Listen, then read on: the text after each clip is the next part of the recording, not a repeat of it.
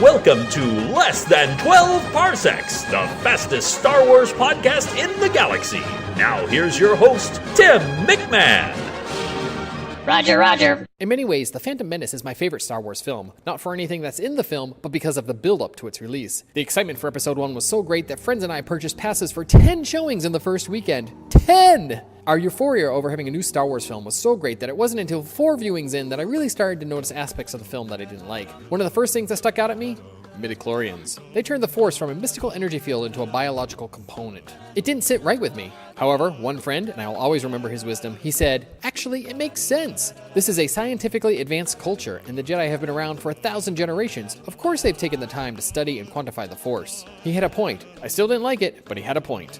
This weekend, Lucasfilm Story Group creative executive Pablo was tweeting about the Force and midichlorians. He said something similar to this, but he also brought the Force closer to its mystical origins. I'm going to read part of his Tweetstorm posted this weekend. Quote, "A colleague of mine recently stated that everyone has and uses the Force, which raised questions in some, but is nonetheless true. The Force is life. If you've ever felt a moment of connection with another, or your world, you're using it. That's the idea. You can disbelieve in it, but still have it. I'm sure old Ben would have attributed Han's amazing piloting and luck to the Force, but Han wouldn't.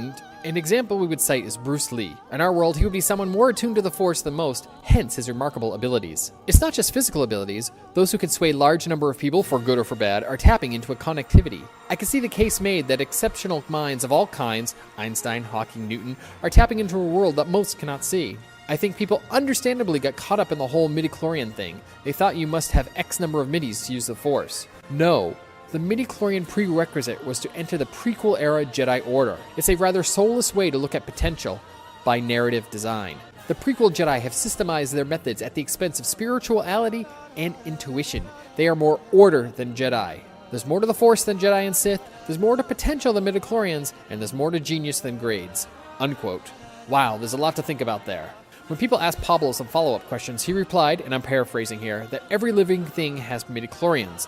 That while some people have more than others, and while having more midichlorians makes it easier to tap into the Force, having a low midichlorian count doesn't prevent you from being a Force user. To go back to the Bruce Lee metaphor, while we cannot all reach his level of mastery, we can all take karate lessons at our local dojo and work towards earning a brown belt. These Twitter conversations had some interesting thoughts about how and why the Jedi in the prequel era failed, and I'd love to talk more about that, but this is a 2-minute show and I'm already running way long today. Anyway, what's your take on the Force? Is it a mystical energy field created by life itself that surrounds and binds all living things together? Or is it just a biological gift granted to a very few? Tell me what you think. I'd love to hear it. Ootini! Roger.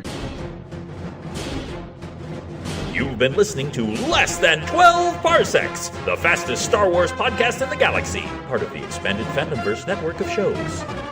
For links and show notes, visit our website, TwelveParsecsPodcast.com. Follow Less Than 12 Parsecs on Twitter at 12parpod, on Instagram at 12parsecsPodcast, on Tumblr at 12parsecsPodcast, and find us on Facebook as well. And please let us know what you think. Email us at 12parsecsPodcast@gmail.com.